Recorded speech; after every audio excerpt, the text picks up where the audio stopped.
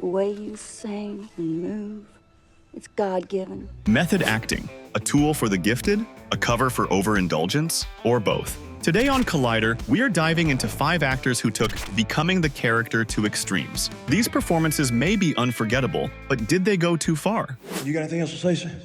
No, I'm ready. Austin Butler, Elvis.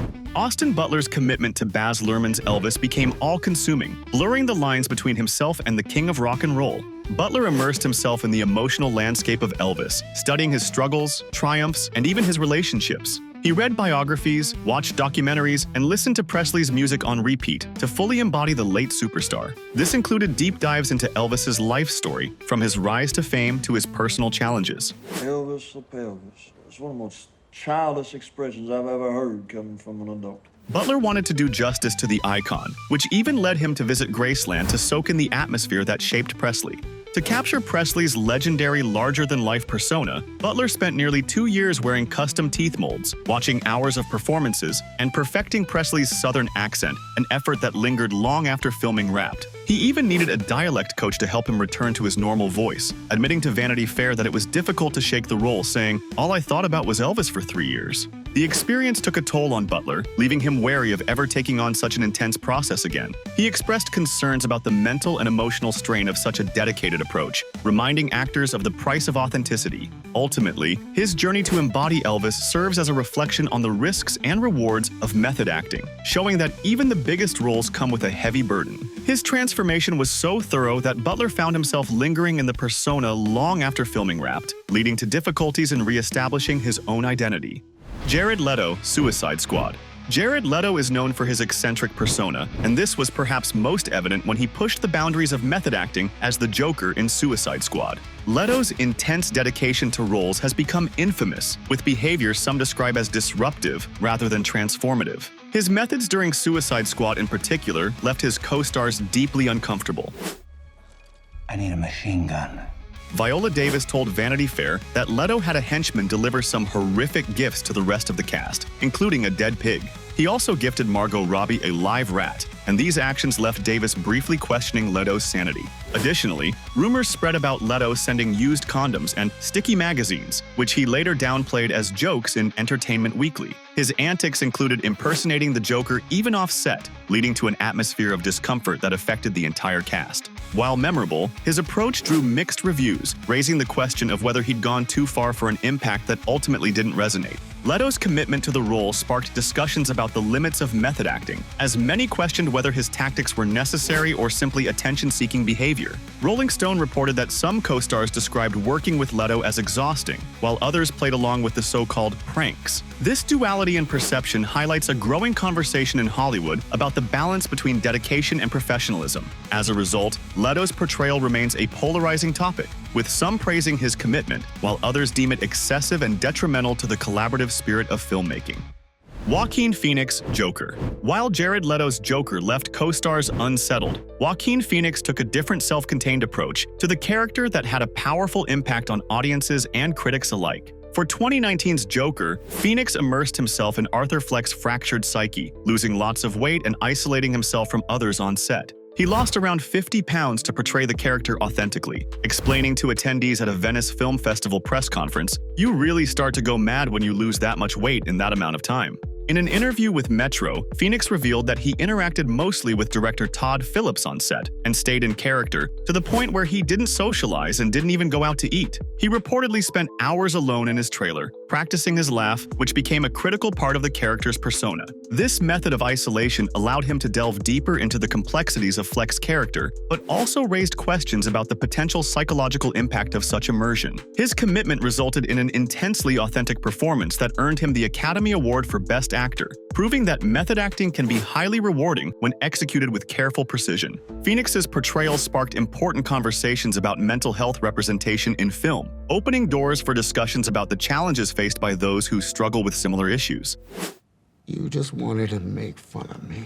However, Phoenix has also expressed concern about the psychological toll such immersive roles can take, reflecting on how his role affected him both during and after filming. He emphasized that while his dedication led to success, it also left him emotionally drained. In an interview with the New York Times, he noted, "It lingers in your body and in your mind," highlighting the deep impact his performance had on his mental state. His approach serves as a reminder that the line between performance and reality can often blur, leading to potential mental health challenges for actors who dive too deeply into their characters. Joaquin Phoenix's preparation for his role in Joker involved significant physical transformation, specifically a dramatic weight loss that he approached with a mix of reluctance and resolve. He expressed his concerns about the process, stating to ET Online, "It was something that I'd done before, and I swore when it was over that I'd never do it again." This reflection highlights the physical demands of method acting and how they can affect an actor's approach to a role. While the journey of losing weight for the character was challenging, Phoenix told USA Today that he enjoyed the experience of making the film, saying, "Honestly, I had so much fun making this." I forgot to punch out.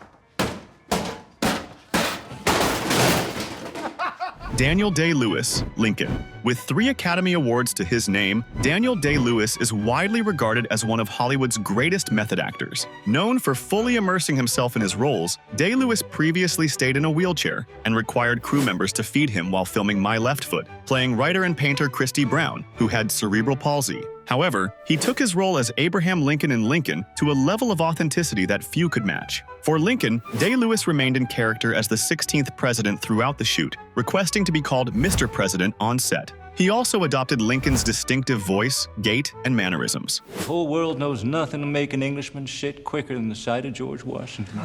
This level of dedication earned Day-Lewis an Oscar, but showcased the intense demands he places on himself to bring historical figures to life. Day-Lewis's transformative approach not only earned him accolades, but also raised questions about the sustainability of such intense dedication in an industry that often values the end product over the process. His ability to remain in character around the clock highlights the fine line between artistry and personal well-being. Day-Lewis has even remarked on the toll this process takes, admitting to time, "I felt tremendously alone for a good part of the last experience, but it was an aloneness that I needed and was tremendously helpful to me."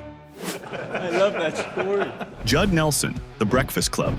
Jud Nelson's method approach to his role as John Bender in The Breakfast Club nearly led to his firing. To fully embody the abrasive character, Nelson directed his hostility at his co-stars off-camera, particularly toward Molly Ringwald. Director John Hughes was protective of Ringwald, and according to Slash Film, was so disturbed by Nelson's behavior that he considered removing him from the film. Would you ever consider dating a guy like this? Can't you just leave me alone? It was only after Ringwald and other cast members rallied that Hughes allowed Nelson to stay, resulting in a performance that mirrored the film's on-screen tensions. While effective, Nelson's commitment created a dynamic that sometimes felt uncomfortable for the cast, showcasing the intensity that can accompany method acting. Fortunately, his dedication paid off, as Bender became an iconic character that still resonates with audiences today, reflecting the struggles of teenage rebellion and identity.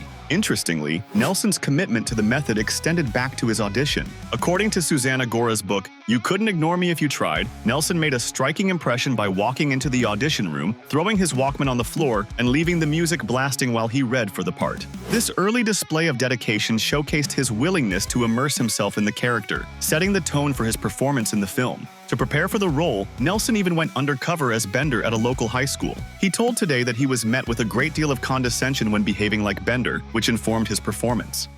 It's a free country.